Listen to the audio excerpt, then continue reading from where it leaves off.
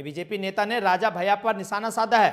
शिव प्रकाश ने कहा कि राजा भैया का करियर खत्म है। यूपी में 2022 विधानसभा के मद्देनजर सियासत तेज हो चली है। सभी दल जमकर ताल ठोक रहे हैं। राजा भैया ने भी चुनावी बिगुल फूंक दिया है। मंगलवार को अयोध्या में रामलला और हनुमानगढ़ी के दर्शन करने के बाद अपनी जन यात्रा शुरू की गई है। लेकिन भारतीय जनता पार्टी के नेता शिव प्रकाश मिश्रा सेनानी ने तो राजा भैया के करियर खत्म होने की बात कह दी है। उन्होंने राजा भैया पर जमकर निशाना साधा है। आइए आपको सुनवाते हैं राजा भैया पर क्या कुछ बीजेपी नेता शिव प्रकाश मिश्रा ने कहा। की सियासत में राजा भैया एक बाहुबली विधायक के रूप में जाने जाते हैं और उनका इस राजनीति में बड़ा दबदबा है। लेकिन वहीं उत्तर प्रदेश में एक नेता ऐसा भी है जिसे राजा भैया का कोई खौफ नहीं है। कई बार राजा के विरुद्ध कुंडा में चुनाव लड़ चुके शिव प्रकाश मिश्र सेनानी जी हमारे साथ हैं। बहुत बहुत स्वागत है सर आपका।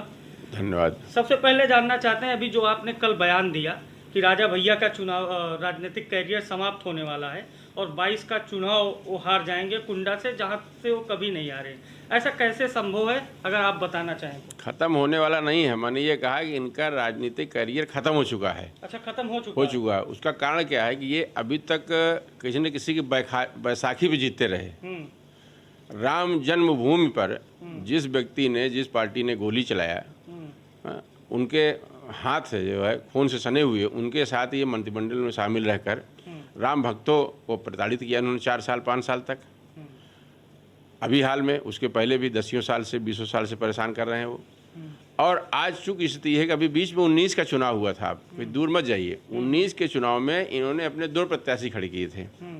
2 प्रत्याशी प्रतापगढ़ पार्लियामेंट में, वहाँ जमानत जब्त हो गई। और कौशाम्बी लोकसभा, जिसमें कुंडा बाबा इनकी विधानसभा आती है, जो इनके एक विधायक जिताते हैं, वो दोनों जहाँ पे जो है सबसे बड़ी कुंडा में, वहाँ पर कौशाम्बी, वहाँ 3 विधानसभा वहाँ की है। उस लोकसभा चुनाव में इनकी जमानत, इनकी प्रत्याशी जब्त हो गई। अच्छा, एक चीज़ बताइए कि 2 बार आप वहाँ पे, कितनी बार आप वहाँ 2 बार चुनाव लड़े आप बसपा से? हाँ, बसपा से। इस समय आप भाजपा में हैं। जो एक टेरर की बात कही जाती है कि चुनाव प्रचार नहीं करने दिया जाता है, एक अंदर खाने की रिपोर्ट हमने पढ़ी तो कुछ भाजपा नेताओं ने वहाँ से चुनाव लड़ने से मना कर दिया। लेकिन उस दौर में जब राजा भैया के खिलाफ कोई टिकट लगाने को नहीं तैयार होता था, कितना मुश्किल रहता था वहाँ पर चुनाव लड़ना और चुनाव प्रचार करना? देखिए, सबसे बड़ी चीज़ ये है कि वहाँ पर आम व्यक्ति जो है, आम व्यक्ति राजनीति में हो चाहे समाज में हो, किसी चीज़ में, वो मत अपना प्रदान करना चाहता है, मत देना चाहता है, लेकिन किसी झंझट में नहीं पड़ना चाहता है।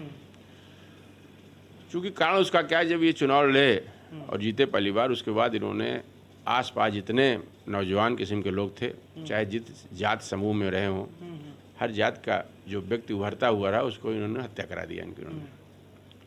इनका पुराना इतिहास रहा इनके ऊपर। ऐसा नहीं कि लोग कहते हैं बसपा सरकार में ही इनके खिलाफ मुकदमा दर्ज हुआ था। इनके खिलाफ पुराने 50 मुकदमे, उसके पूर्व में जब बसपा सरकार में 2-3 मुकदमे दर्ज हुए थे मात्र।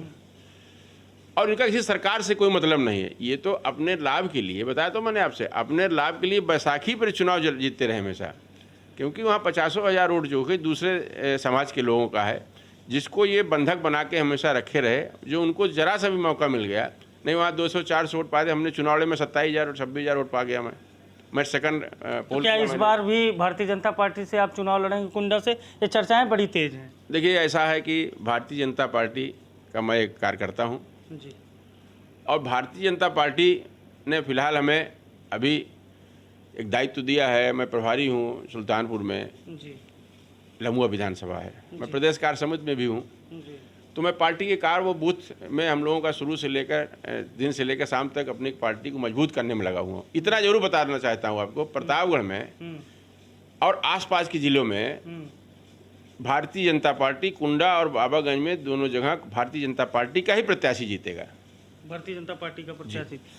एक सवाल मेरा आखिरी आपसे ये है कि राजा भैया, जिसे राजनीति का किंग मेकर कहा जाता है मीडिया में, अभी कल निकले तो जन संकल्प आशीर्वाद यात्रा के माध्यम से अयोध्या तक गए। क्या लगता है कि जिस तरह से वो यात्राएं कर रहे हैं, चर्चाएं हैं कि भारतीय जनता पार्टी से उनका गठबंधन होने वाला है, तो क्या लगता है आपको कि क्या इन यात्राओं से उनका राजनीतिक ग्राफ बनेगा और गठबंधन संभव है? ऐसा है, समाजवादी पार्टी की सरकार में रहकर इन्होंने अकूत खाद्यान्न घोटाला में, आज भी मुलजिम है, CBI की जांच पड़नी, अकूत इन्होंने धन कमाया है। उस धन को छुपाने के लिए और बचाने के लिए और अपनी फिर राजनीतिक धरातल विरासत को बचाने के लिए इन्होंने ये प्रोपेगेंडा किया है।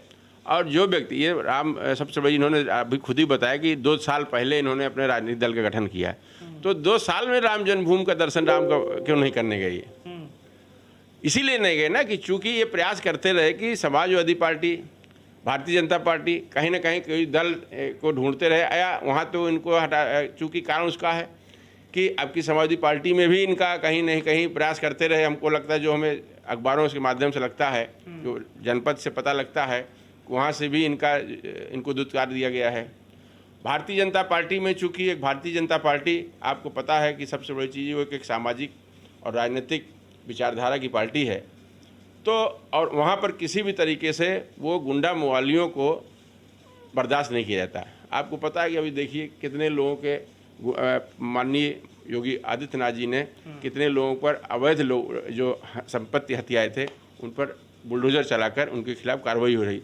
उस कार्रवाई से बचने के लिए ये केवल घूम घूम के ये प्रचार प्रसार कर रहे हैं। और मैंने कहीं एक सवाल मेरा ये है, और ये सवाल लाजमी सा भी है कि कहीं ना कहीं भारतीय जनता पार्टी के अंदर खाने से राजा भैया की एक सेटिंग सी है, चर्चाएं आम होती हैं कि भारतीय जनता पार्टी के लोग भी राजा भैया की मदद करते हैं। इसमें कहाँ तक की सच्चाई है? क्या राजनीतिक कोई तालमेल अंदर खाने में चल रहा है?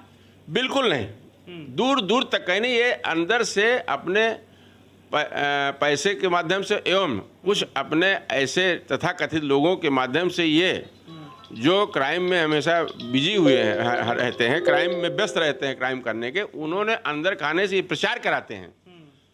भारतीय जनता पार्टी अगर समझिए आप, सबसे बड़ी चीज़ कहीं कहीं कहीं कोई होता तो इनको सबसे बड़ी चीज़ ये 2019 में इनको गठबंधन से कर लेती, क्यों नहीं कर लिया? बहुत प्रयास किया इन्होंने। तो सबसे बड़ी चीज़ ये कि ये अब ये प्रयास कर रहे हैं कहीं ना कहीं किसी दल से हमारा गठबंधन हो जाए और जो अवैध रूप से अकुत संपत्ति इन्होंने बचा रखा है अपना, उसको वो बचा लें। तो एक सवाल आपसे आखिरी है हमारा कि जो एक बातें कही जाती हैं कि कुंडा में प्रचार नहीं करने दिया जाता, अभी बीच में उस सवाल से हम आगे बढ़ गए थे, क्या ये चीज़ें आपने भी उस समय झेली थी? देखिए, सबसे बड़ी चीज़ ये है कि हमने जो है मैंने प्रयास किया और हमने बिल्कुल इसलिए नहीं झेले हम कि हम उस तरीके से चुनाव लड़े, इसीलिए मैंने कहा मैं सेकंड पोल किया, मैं 27,000 वोट पाया। नहीं, आपके एक नेता हैं भारतीय जनता पार्टी के, उन्होंने कहा कि अगर वहाँ पे चुनाव लड़ना है तो 5 साल पहले वहाँ सरकारी तंत्र को मजबूत करना पड़ेगा। देखिए, सरकारी तंत्र वहाँ बिल्कुल मजबूत है। अभी हाल में हुई जिला पंचायत के चुनाव में जहाँ पर ये निर्विरोध चुनाव करा लेते थे, 17 सीटें हैं वहाँ पर कुंडा तहसील में, और 17 जगह भारतीय जनता पार्टी मजबूती से प्रत्याशी अपना खड़ा किया और चुनाव लड़ा, जहाँ अभी तक ये निर्विरोध करा लेते थे। तो इस बार क्या लगता है कि 22 में कुंडा में क्या होगा? कुंडा में कमल का फूल खिलेगा। हाँ, तो ये थे हमारे साथ भाजपा के नेता शिव प्रकाश मिश्र सेनानी, जिनकी लंबे समय से राजा भैया से अदावत है, और इन्होंने कहा कि 2022 में प्रतापगढ़ की कुंडा विधानसभा सीट, जहां से राजा भैया पराजय रहे हैं, वहां कमल का फूल खिलेगा। अभिषेक शर्मा, न्यूज 18 लखनऊ। बुलेटिन में फिलहाल इतना ही। देश से प्रदेश की तमाम खबरें देखने के लिए बने रहिए न्यूज 18 के साथ और मुझे दीजिए इजाजत।